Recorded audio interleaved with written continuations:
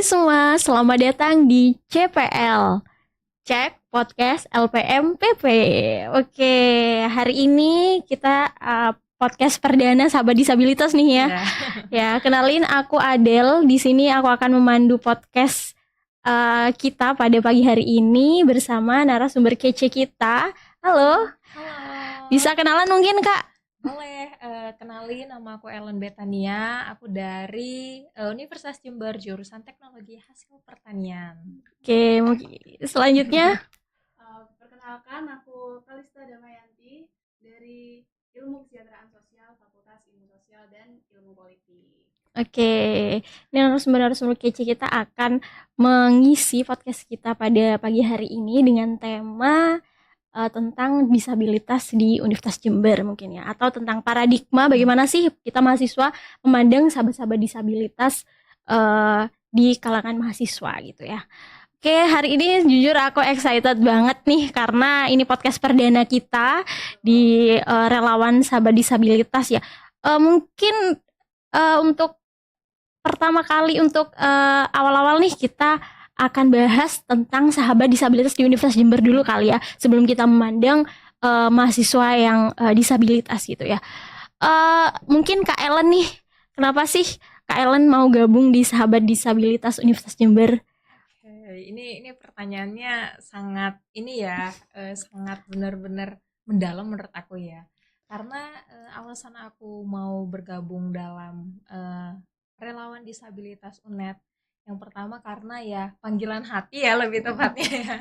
Karena sebelum-sebelumnya sih aku udah pernah ikut juga volunteer, dan memang beberapa warga diantaranya itu juga teman-teman disabilitas, dan juga waktu di tempat tinggal aku di Batam itu juga pernah beberapa kali bertemu dengan teman-teman disabilitas juga. Jadi ya benar-benar udah sesuka itu berinteraksi dengan mereka gitu.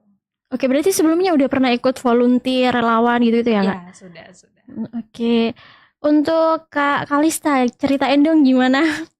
Kalau alasan sendiri ikut relawan disabilitas ini awalnya karena ingin menjadi brand ambassador Universitas Jember, ingin mempromosikan bahwasanya Universitas Jember ini ramah atau inklusif kepada mahasiswa disabilitas. Nah, ini juga awalnya tuh terinspirasi dari waktu semester 1 saya ikut project dosen waktu itu di Bondowoso.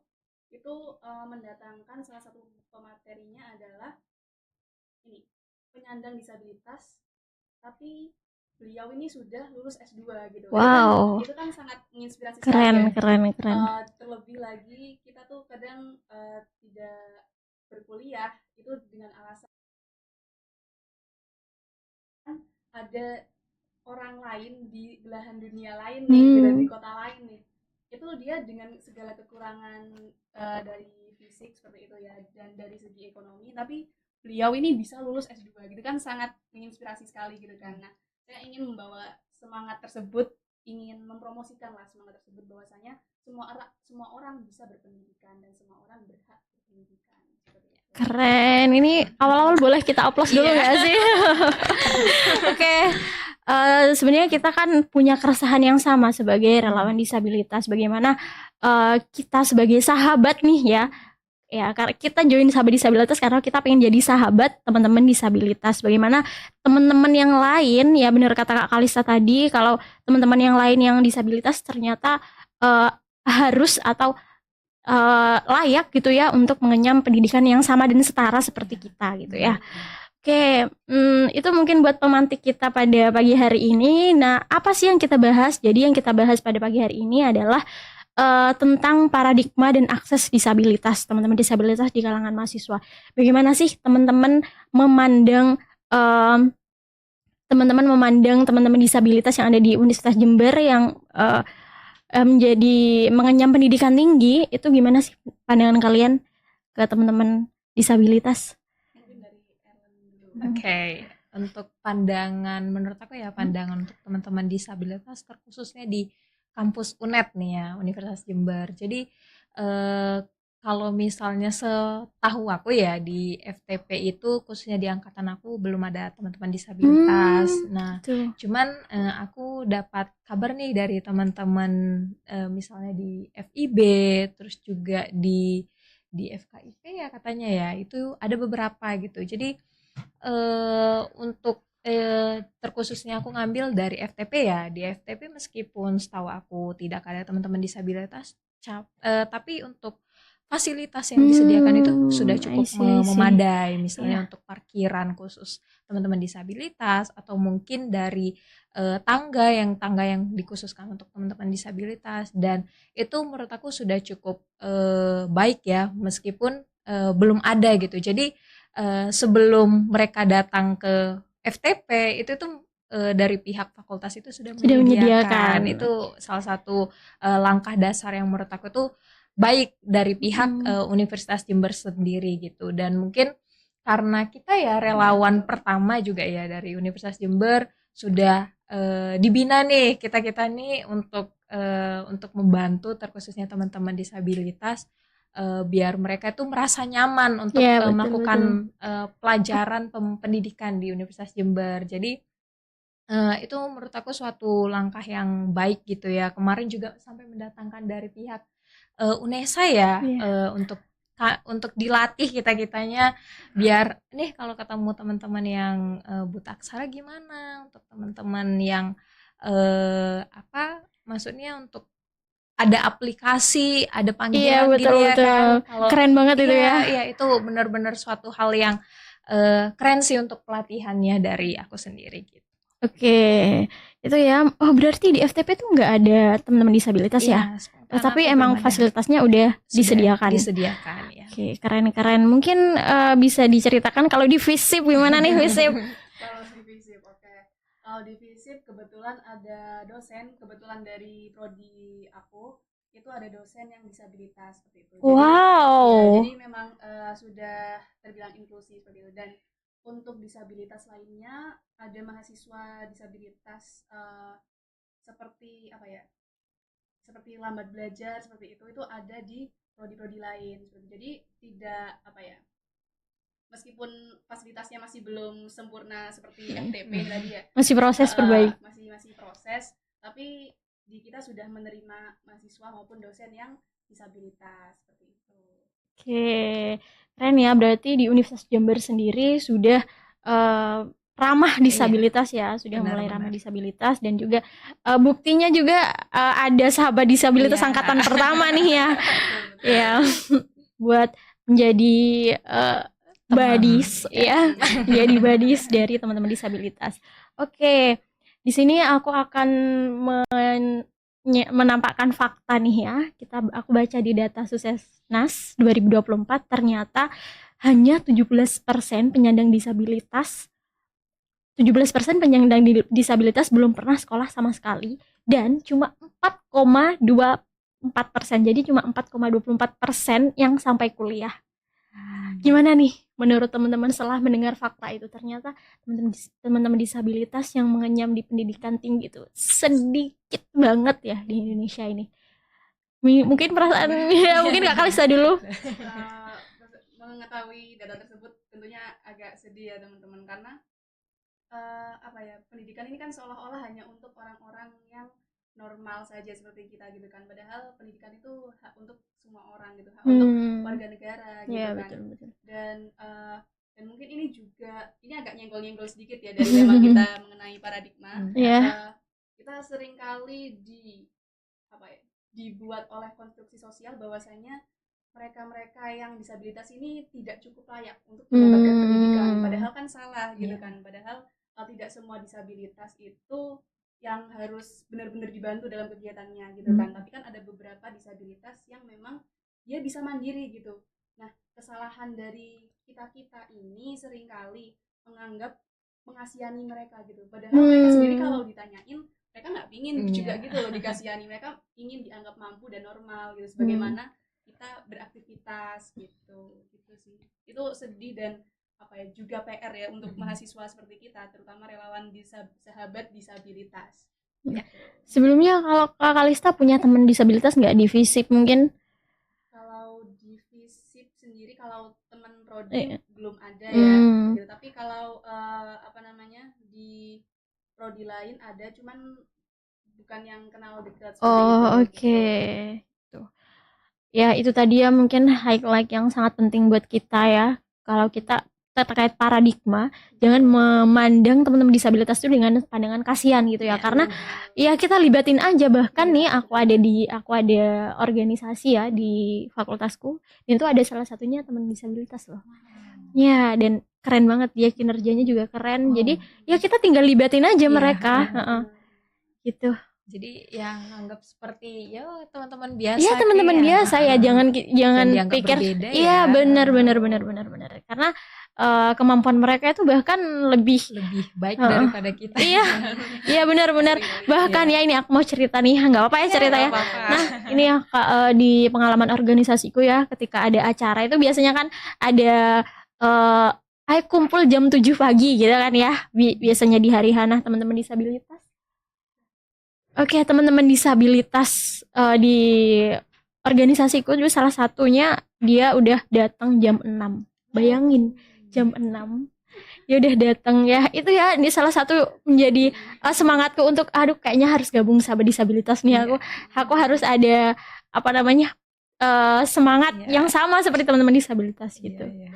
Oh, ini malah aku yang cerita nih ya. Sharing-sharing di sini. Mungkin dari Mbak Ellen nih gimana melihat fakta dari ya tadi yang saya sampaikan tadi, kalau teman-teman disabilitas ternyata yang mengenyam pendidikan hanya 4,24%. Gimana perasaannya, Mbak? Oke, jadi menurut aku dari data itu cukup ini ya, cukup memprihatinkan ya, terkhususnya untuk kita yang mahasiswa, apalagi jangankan untuk teman-teman yang disabilitas ya, kita aja yang normal banyak gitu yang tidak mendapatkan pendidikan yang layak gitu. Apalagi teman-teman yang mungkin dari sebagian atau sebagian besar ya masyarakat Indonesia itu masih memandang mereka dengan ya tatapan yang mereka berbeda dengan kita-kita gitu. Ya kan, dari kenyataan di lapangan seperti itu ya kan. Jadi mungkin dari teman-teman dari disabilitas sendiri kebanyakan dari yang kita juga lihat kan mereka lebih kumpul ke teman-teman yang eh, se se apa ya seragam dengan mereka gitu kan dibanding kita. Tapi justru disitulah suatu tantangan buat kita, terutama buat saya pribadi gitu ya yang sudah berkecimpung dan masuk di relawan disabilitas UNED gitu.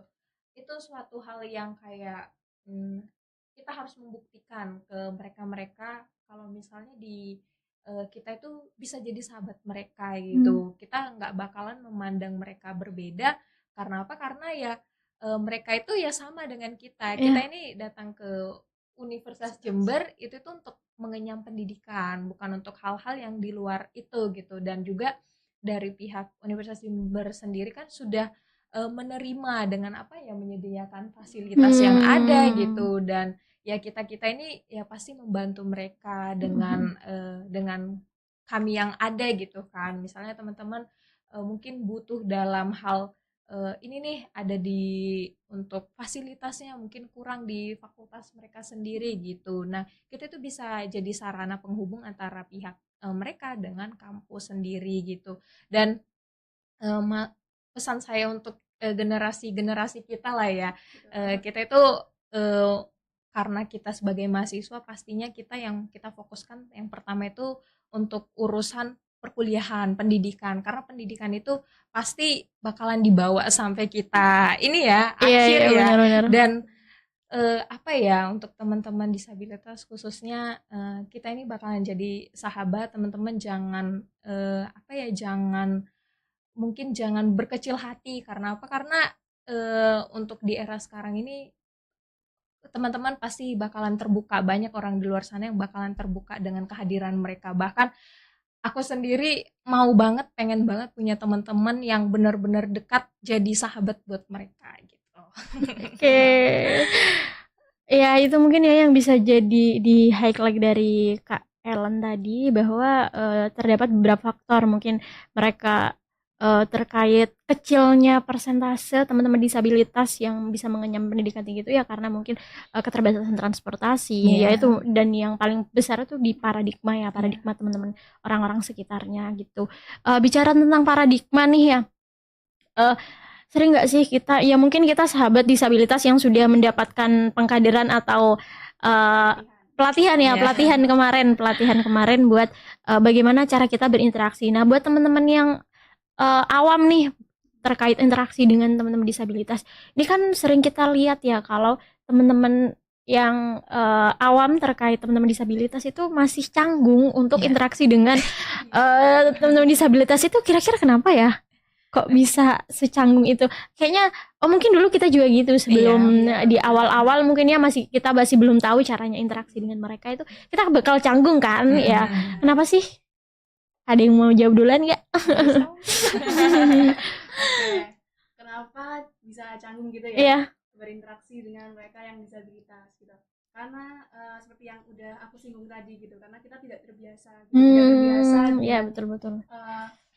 dengan kehadiran mereka di sekitar kita gitu. Kita juga tidak dihimbau sejak dari kecil gitu kan, bahwasanya ada orang-orang dengan kondisi fisik tertentu gitu.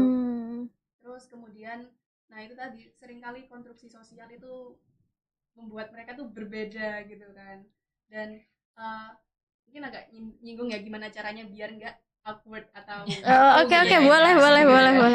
Jadi kalau dalam prodi saya, dalam keilmuan saya, ilmu kesejahteraan sosial itu cara melibatkan mereka itu dengan menganggap mereka tuh sama seperti kita gitu, melibatkan mereka dalam kegiatan-kegiatan seperti kita gitu. Jadi interaksi tidak perlu interaksi yang secara khusus gitu kan, misalkan mungkin dengan disabilitas kondisi tertentu gitu ya, harus komunikasi dengan cara khusus gitu, tapi ketika mereka masih bisa ya. masih bisa diajak berkomunikasi, kita bisa mengajak komunikasi mereka itu dengan hal-hal yang ya seperti kita kayak asik Biasanya. gini gitu loh, kayak nggak perlu hal yang kayak kamu nggak apa-apa kah? Iya benar. Kayak gitu ngerasa kayak ya apa sih, aku juga nggak apa-apa kok sebenarnya.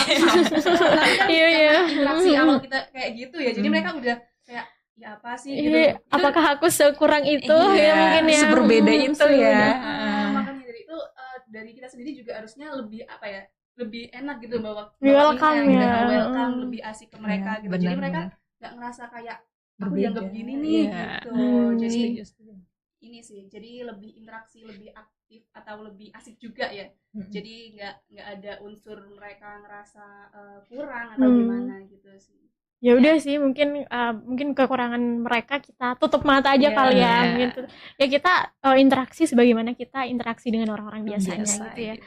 Oke, kalau menurut Kak Ellen nih, kenapa kok banyak mahasiswa yang canggung dan bingung kalau berinteraksi atau dekat dengan teman-teman disabilitas? Oke, dari aku sendiri sih, kalau misalnya dari pendidikan kita yang ada ya, itu kan dari kecil memang kita tidak ada diajari ya, kecuali memang di lingkungan mereka itu ada untuk teman-teman disabilitas kondisi tertentu. Jadi mereka lebih paham gimana memperlakukan kalau teman-teman disabilitas seperti ini, bagaimana kondisi seperti ini gimana gitu.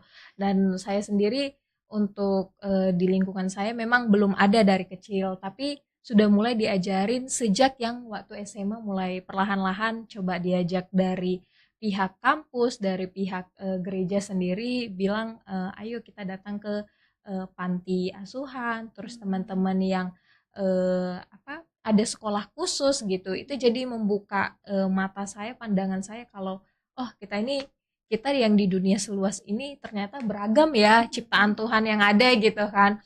Jadi itu yang membuat saya mempelajari kalau memperlakukan teman-teman yang kondisi seperti ini ternyata seperti ini gitu. Dan pernah beberapa kali saya cerita gitu ya, cerita singkat ke salah satu teman yang disabilitas, mereka bilang kayak aku tuh curhat ya lebih sedikit, kurang lebihnya bilang aku tuh nggak pengen dianggap orang-orang sekitar aku tuh berbeda gitu.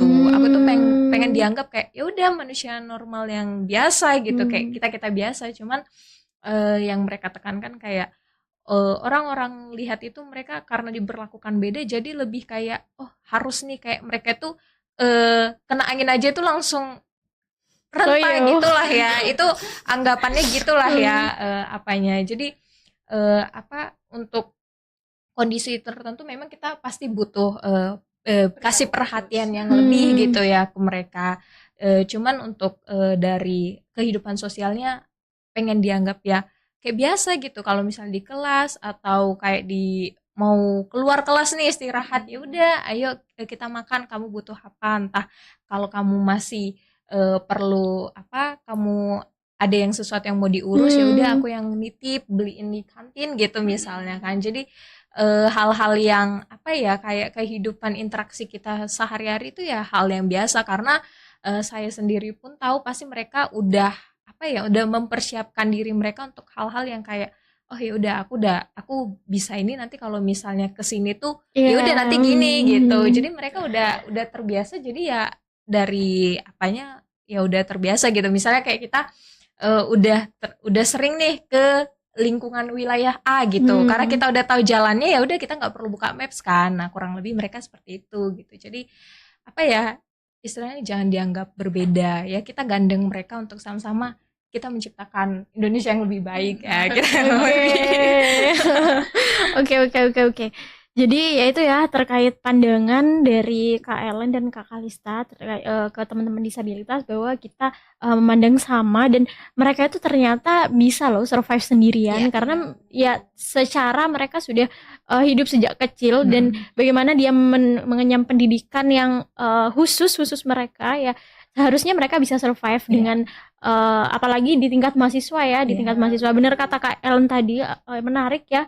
Ketika kita menganggap orang-orang itu teman-teman disabilitas itu sangat berbeda dan butuh perhatian khusus, tapi ternyata mereka tuh udah tahu gitu ya, udah tahu bagaimana cara dia survive, bagaimana cara dia mengenali wilayah. Bahkan ketika kemarin kita mendapat pelatihan khususnya di tunanetra ya, teman-teman tunanetra itu ternyata bisa hafal tempat-tempat yang biasa mereka kunjungi gitu ya, dengan bantuan kalau ini kalau ground jalan ini itu sampai mana gitu ya mungkin. Nah itu yang menarik ya buat kita, bahwa teman-teman disabilitas itu bisa survive sendirian tanpa perlu perhatian yang ekstra gitu ya buat kita gitu.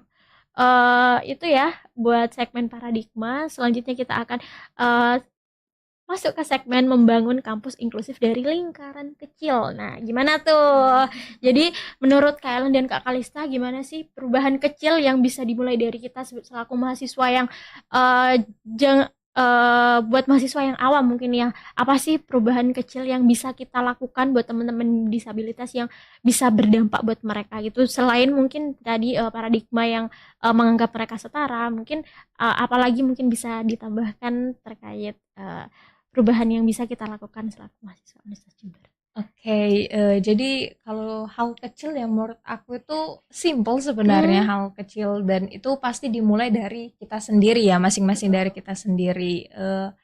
Kalau misalnya dari aku tuh simpelnya itu kita melihat nih teman-teman teman-teman disabilitas yang kesusahan gitu kan. Sebenarnya memang ada yang diantara mereka itu udah terbiasa dengan kebiasaan mereka gitu. Misalnya teman-teman yang mohon maaf tuna yang tidak bisa ini, yang kurang penglihatannya, itu kan pasti butuh namanya, setahu saya di luar negeri ada yang huruf sandi yang Braille. huruf Braille gitu kan.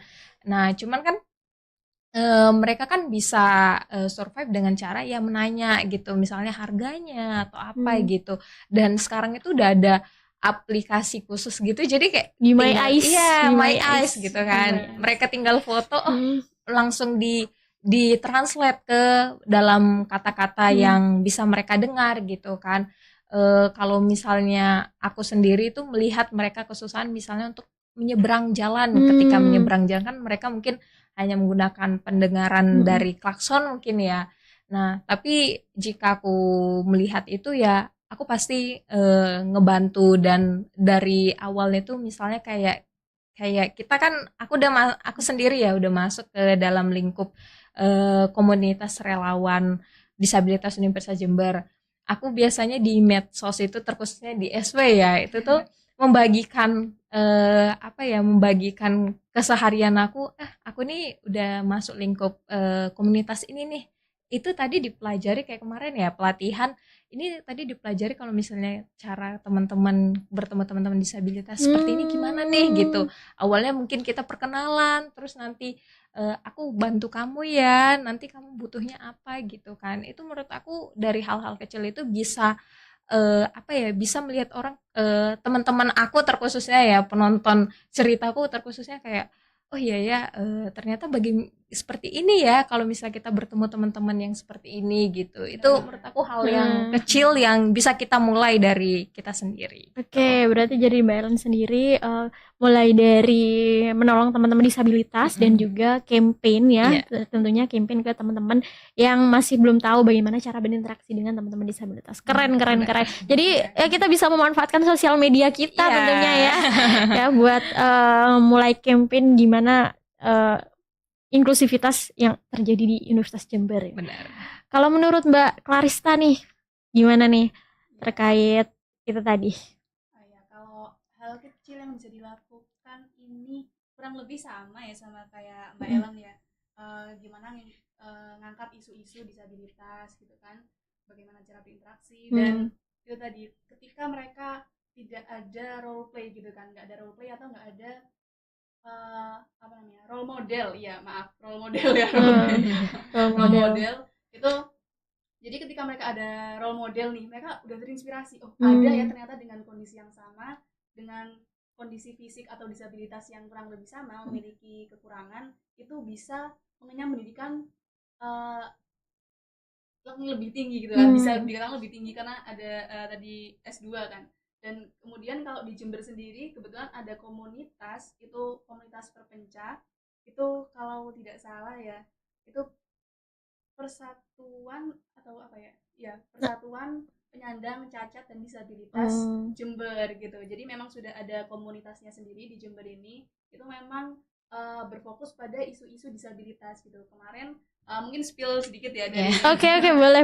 sisi aku, karena kebetulan aku ketua himpunan jurusanku. Jadi kemarin waktu itu di tahun kemarin, di periode kemarin sebelum aku menjabat itu, dan aku sebagai ketua panitianya waktu itu pengabdian masyarakat, itu kami menggandeng perpencah tadi gitu untuk menjadi pengisi pemateri pemantik untuk di mana, di Kelurahan Bintoro itu bahwasanya karena kan tingkat pendidikannya di sana terbilang agak rendah ya gitu, karena kami menyasar memang daerah-daerah yang agak pelosok seperti itu kami menghadirkan role model gitu, bahwasanya ketua perpencah atau CEO dari perpencah ini kan juga penyandang disabilitas, tapi sekarang beliau sudah ASN gitu di salah satu sekolah sekolah luar biasa gitu. Itu kan hal yang sangat menarik ya tentunya ya.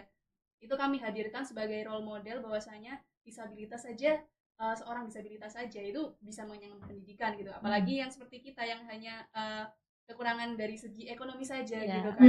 Itu kan yang ingin saya bawakan waktu itu untuk mendobrak bagaimana mereka agar tidak terkungkung oleh penjara pikirannya mereka sendiri gitu sih. Jadi bisa ngangkat apa namanya role model atau tokoh-tokoh yang punya kekurangan tapi pendidikannya luar biasa sekali. Ada juga waktu itu saya lupa namanya, dia viral di TikTok waktu itu, dia teman tuli gitu kan, teman tuli tapi dia sudah berhasil diploma di Australia. Itu kan sangat keren. Itu dia keren juga kan, harusnya diploma itu 3 tahun kan, tapi dia menyelesaikan hal tersebut itu cuma 2,5 tahun gitu di Australia. Kan keren banget kan. Kadang nggak terekspos gitu role model seperti itu gitu. Jadi bisa mulai di up atau kampanyekan dikampanyekan gitu, bahwasanya banyak role model disabilitas terutama anak-anak bangsa ya yang bisa mengenyam pendidikan tinggi sampai ke luar negeri. Keren. Ya mungkin itu jadi pemantik buat teman-teman disabilitas bahwa kekurangan mereka itu bukan penghalang meraih mimpi-mimpi mereka gitu ya. Oke, terus tadi aku sempat highlight dari percakapan kita itu sebenarnya paradigma mahasiswa, back to paradigma mahasiswa melihat teman-teman disabilitas itu canggung, terus mungkin bingung, lalu mungkin ada ya yang berpikiran ribet mungkin kalau mau berinteraksi dengan mereka itu karena mereka ya belum tahu caranya berinteraksi dengan mereka kayak gimana gitu ya. Mereka nggak tahu gimana caranya, makanya paradigma itu muncul kalau ada kasihan mungkin ya tadi itu ya mungkin. Nah, tugas kita sebagai sahabat disabilitas dan juga mahasiswa Universitas Jember yang menggaungkan inklusivitas pendidikan di Universitas Jember harusnya ya mengkampanyekan bagaimana interaksi dengan disabilitas ini bisa setara gitu ya dengan teman-teman normalnya gitu. Oke, kalau bukan kita siapa lagi kan ya? Nah, harapan pribadi dari sahabat disabilitas ini apa sih, mungkin bisa cerita ya, apa harapan dari adanya sahabat disabilitas Universitas Jember ini? Oke, harapannya dengan keberadaan kita semua sebagai relawan sahabat disabilitas ini menunjukkan bahwasanya Universitas Jember ini peduli terhadap teman-teman. Oke, jadi kita tadi udah bicara dan ngobrol banyak ya terkait paradigma mahasiswa Universitas Jember terhadap teman-teman disabilitas. Nah, selanjutnya mungkin kita bicara harapan kali ya. Harapan kita selaku sahabat disabilitas, relawan sahabat disabilitas UNED, mungkin bisa disampaikan Mbak Kalista ya, harapan setelah ikut program ini atau relawan ini, dan mungkin nanti disusul Mbak Ellen buat nyampein kira-kira pengennya kampus tuh berubah atau meningkatkan dalam hal apa gitu ya. Mungkin dari Mbak Kalista dulu. Oke, harapan aku dengan adanya program ini, dengan adanya kami sebagai sahabat relawan ini bisa memotivasi atau menginspirasi teman-teman mahasiswa khususnya Universitas Jember untuk lebih peduli dan lebih aware tentang keberadaan mahasiswa-mahasiswa disabilitas gitu. Dan tentunya ini juga ini ya menginspirasi untuk teman-teman disabilitas untuk mengenyam pendidikan yang lebih tinggi gitu. Jadi tidak perlu merasa bahwa dirinya kekurangan daripada yang lain gitu, karena Universitas Jember sangat terbuka dengan kehadiran teman-teman disabilitas. Oke, mungkin lanjut ya kali lanjut Mbak Ellen terkait apa sih yang pengen diubah atau ditingkatkan di kampus sendiri.